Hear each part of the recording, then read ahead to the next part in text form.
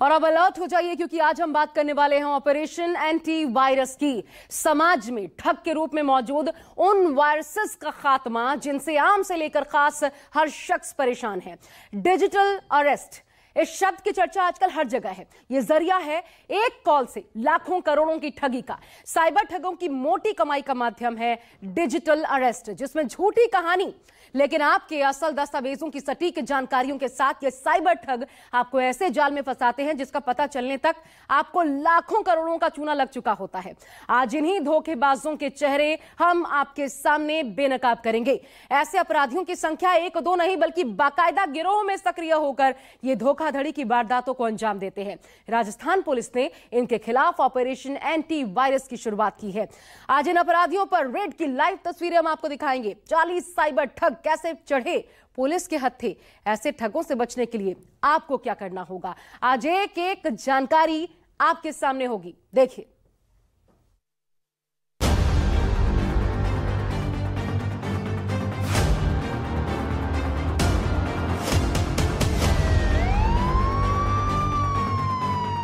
News 24 आपको आधी रात को साइबर ठगों के खिलाफ बड़ी कार्रवाई दिखा रहा है। एक विक्रम जी,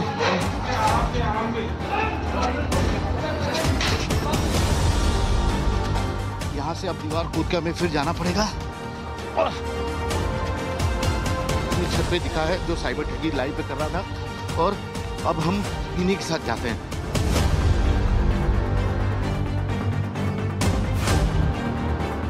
इतनी सारी सिम मिली है, सब फर्जी सिम है।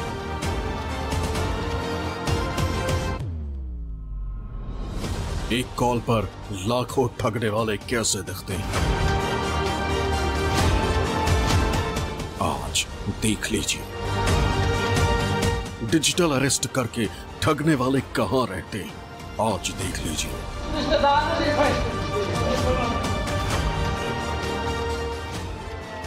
मदद के नाम पर चूना लगाने वाले कौन लोग हैं, आज देख लीजिए।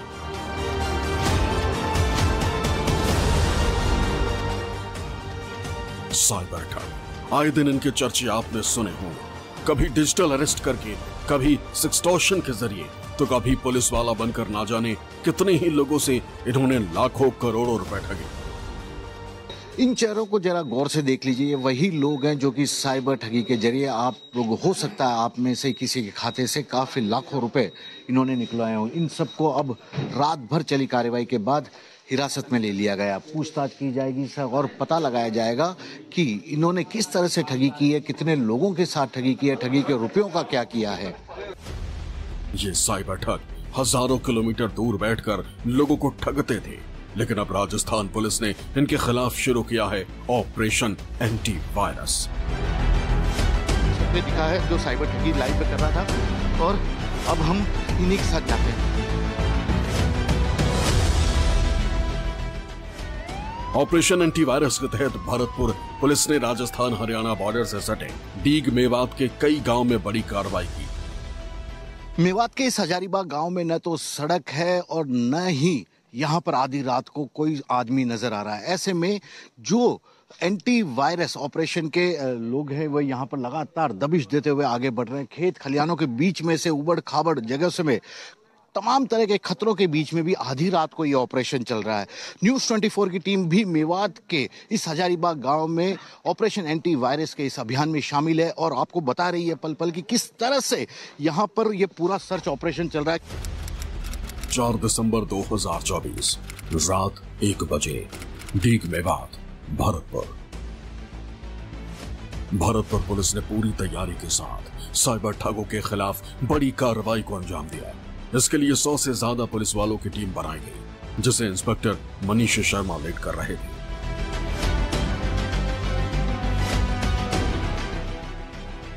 ऑपरेशन के तहत हरियाणा और राजस्थान की सीमा से सटे गांवों में साइबर ठगों के ठिकाने पर दबिश दी गई।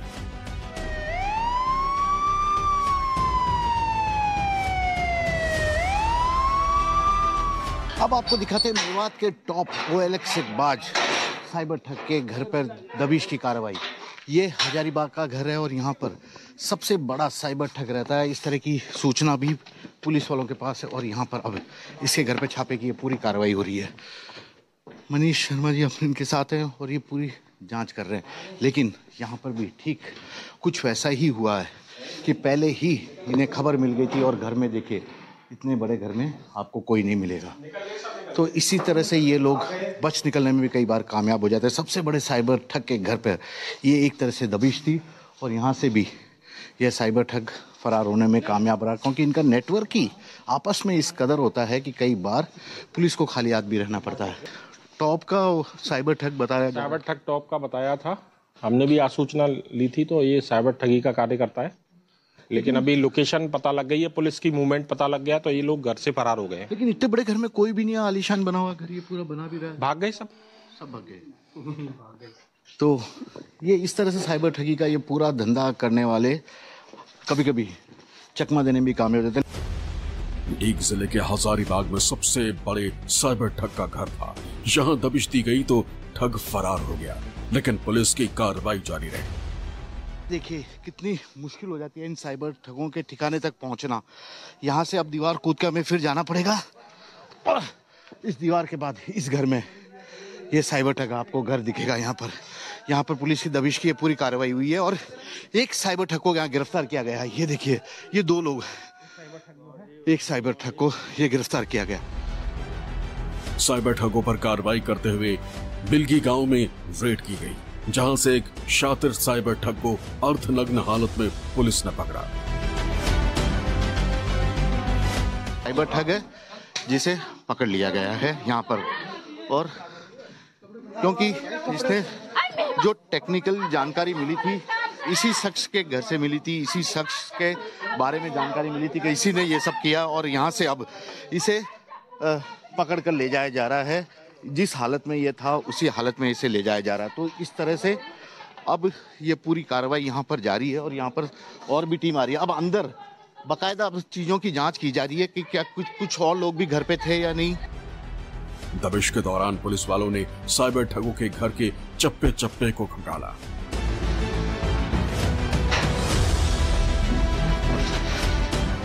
कई ठग इतने शातिर निकले कि पुलिस की भनक लगते ही मौके से फरार हो गए। छत पे यहाँ पर देखिए वो आदमी छत पे दिखा है जो साइबर ठगी लाइव पे कर रहा था, और अब हम इन्हीं के साथ जाते हैं और ये साइबर ठग के ये देखिए ये साइबर ठग को पकड़ने की कोशिश कर रहे हैं, लेकिन वह किसी तरह यहाँ से फरार होने में कामयाब हुआ। इस घर के अंदर जैसे ही पुलिस पहुंचने वाली थी उससे पहले ही ये साइबर ठग का घर है, उससे पहले ही ये साइबर ठग यहाँ से अपने मोबाइल वगैरह लेके फरार हो गया है। रात करीब 1 बजे शुरू हुई साइबर ठगों के खिलाफ कार्रवाई सुबह 5 बजे तक चली। इस दौरान पुलिस टीम ने कुल 40 ठगों को हिरासत में लिया। यहाँ पर ये गाड़ी देखिए, ये स्पेशल इन्वेस्टिगेशन की गाड़ी है जिसमें इस गांव में जब दबिश दी गई थी तो उसके बाद साइबर ठग ये लोग जो थे इन्हें पकड़ा गया है। ये वो लोग हैं जिन्होंने साइबर ठगी की है और लगातार करते आ रहे थे, कई लोगों को इन्होंने इसी तरह से लुटाया। तो अब इन सब लोगों को हिरासत में ले लिया गया है। इनकी उम्र देखिए, ये उम्र बताती है कि इस उम्र में भी ये किस तरह से लाखों रुपए की ठगी करने में माहिर हो चुके हैं और इनके ठगी के शिकार पूरे देश भर के लोग हैं। रामेश्वर जी, ये उम्र तो बच्चे टाइप ही लग रहे हैं, मतलब अभी ढंग से जवान भी नहीं हुए। 12 वर्ष से लेके और 40 वर्ष तक के, 50 वर्ष तक के ये सभी करते हैं और इसमें सभी इन्वॉल्व हैं करने में। पकड़े गए ठगों के पास से फर्जी दस्तावेजों पर लिए गए सैकड़ों सिम भी बरामद हुए। इन सिम कार्ड का इस्तेमाल शिकार के पास कॉल करने के लिए किया जाता था। SHO साहब, सर आपको क्या क्या चीज मिली है यहाँ पर एक बार बताएंगे? ये देखिए इतनी सारी सिम मिली है, सब फर्जी सिम है। सर ये क्या है? ये साइबर ठगी में जिन मोबाइल नंबरों को यूज करते हैं वो ये सिम है, और ये अपनी आईडी से ये अलॉट नहीं कराते हैं। ये पश्चिम बंगाल, आंध्र प्रदेश, असम, वहाँ से खरीद के लेके आते हैं। ये तो गुटखे के पाउच वगैरह में भी छुपा के रखते थे। उसी में से निकाली है, अभी देखो आप, ये देखें, इसी में गुटखे के पाउच में रखी हुई थी, छुपा के रखते थे। हाँ। राजस्थान सीमा के पास डीग जिले के अलग अलग गांव में रहने वाले ये वही शातिर हैं जो लोगों के पास कॉल करके उन्हें साइबर ठगी का शिकार बनाते थे और कुछ ही मिनट में लोगों का अकाउंट खाली कर दिया करते थे। अब तक हमने 3 गांवों का यहाँ पर सर्च ऑपरेशन में हिस्सा लिया। न्यूज़ 24 आपको आधी रात को साइबर ठगों के खिलाफ बड़ी कार्रवाई दिखा रहा है।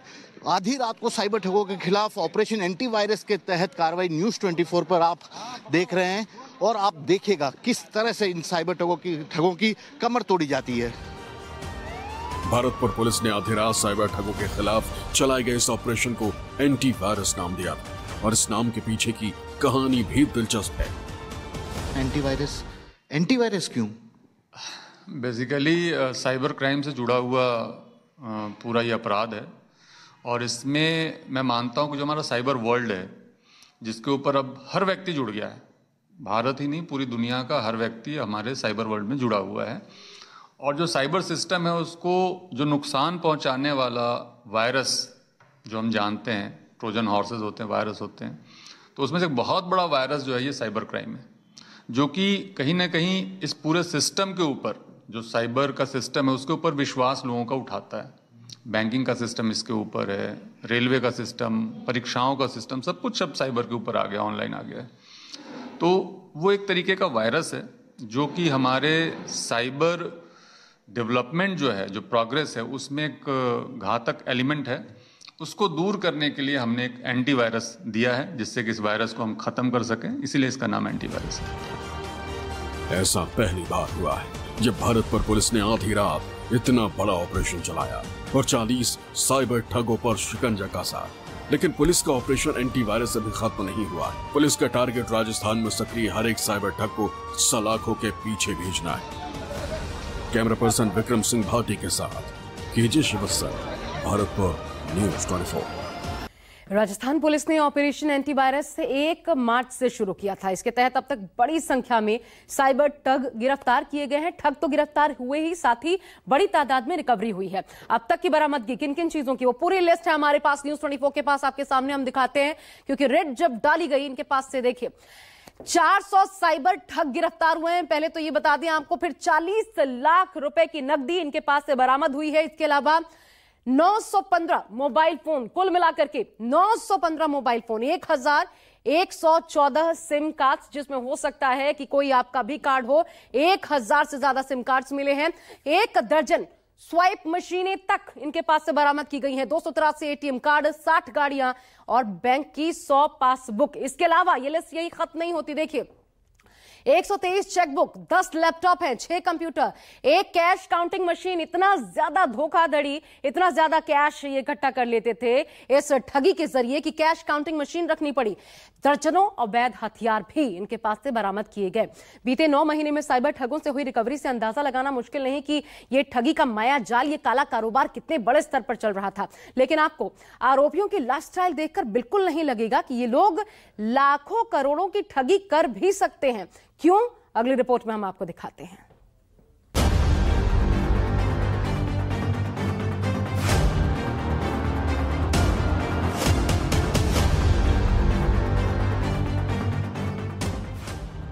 इन्हें देखने के बाद कौन यकीन करेगा कि एक कॉल पर लाखों ठग सकते हैं, किसी से एक बार ओटीपी लेकर उसका बैंक अकाउंट खाली कर सकते हैं, क्योंकि इनका पहनावा और लाइफस्टाइल देखकर लगता ही नहीं कि ये साइबर ठग हो सकते हैं।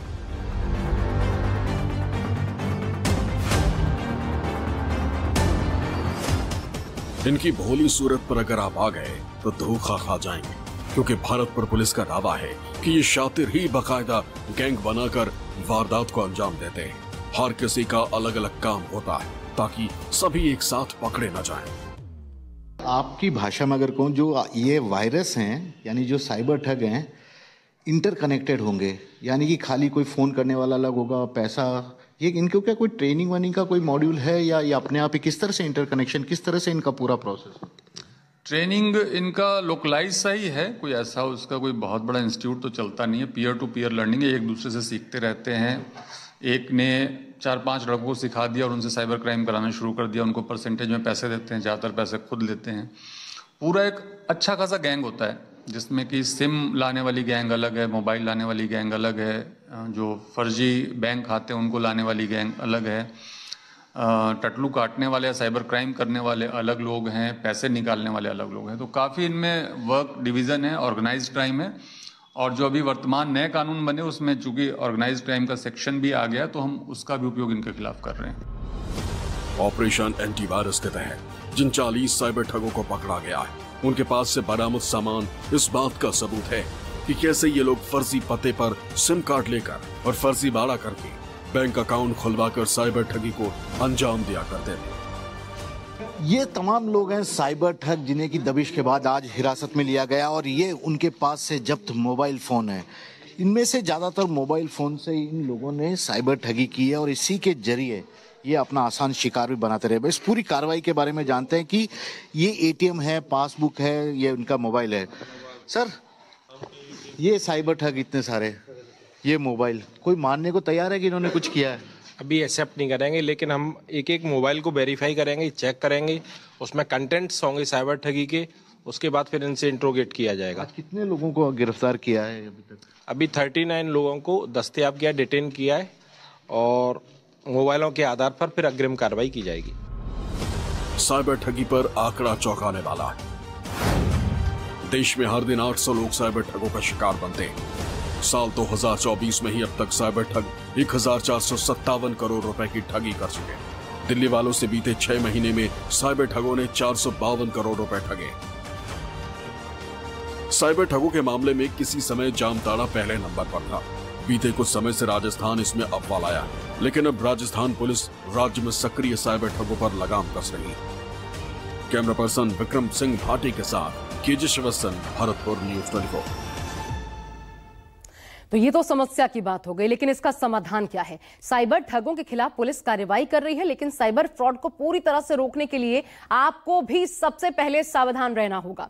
कुछ जरूरी सावधानियां बरतनी होंगी ताकि आप साइबर ठगों का शिकार होने से खुद को बचा पाएं। वो कौन से पॉइंटर्स हैं जिनको आपको ध्यान में रखना होगा? देखिए, सबसे पहले अनजान लोगों के साथ ओटीपी शेयर ना करें, ये गलती बिल्कुल ना करें। ओटीपी शेयर करना आपके लिए सीधे तौर पर हानिकारक है, किसी को ओटीपी शेयर मत कीजिए। दूसरा, संदिग्ध ईमेल और कॉल से सावधान रहने की जरूरत है। ऐसे ईमेल्स जिसमें आपको लॉटरी या फिर अन्य कोई लालच देकर फंसाने की कोशिश की जाती है, इससे सावधान रहिए। ऐसा कोई भी ईमेल फ्रॉड होता है इसके माध्यम से। साथ ही किसी भी अनजान लिंक पर क्लिक बिल्कुल ना करें, क्योंकि ऐसे करने से आपके फोन में मौजूद जो सारा महत्वपूर्ण डेटा है आपसे जुड़ा, उसके हैक होने का खतरा बना रहता है। इसके अलावा अकाउंट डिटेल की अगर बात करें तो अकाउंट पासवर्ड मजबूत और यूनिक रखा जाना चाहिए, जिसे कोई आसानी से डिकोड ना कर पाए, हैक ना कर पाए, पता ना लगा पाए, उसका अंदाजा ना लगा पाए। इसके अलावा 5वां पॉइंट है, समय समय पर अकाउंट पासवर्ड को बदलते रहिए।